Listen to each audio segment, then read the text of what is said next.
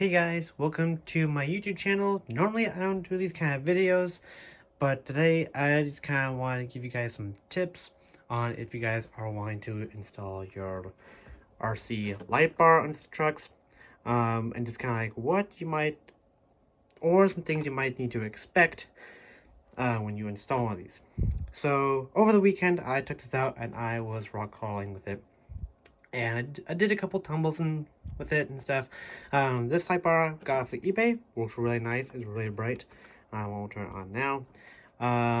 But if you guys are thinking about installing one of these, there's one major thing that I will let you guys in on.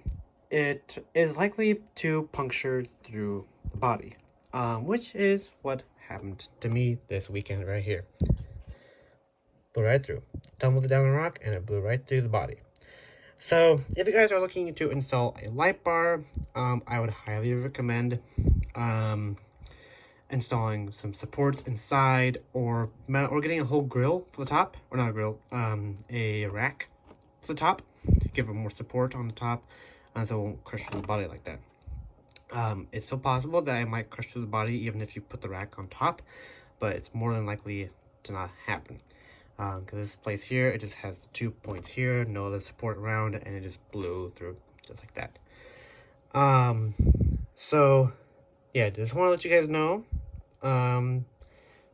that is a thing that could happen if you guys put a light bar on your truck, just so you guys don't throw a nice light bar on your pretty RC bodies and then you just take it out and destroy it.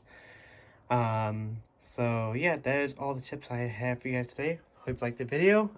Like, share, and subscribe, and I'll see you guys next time.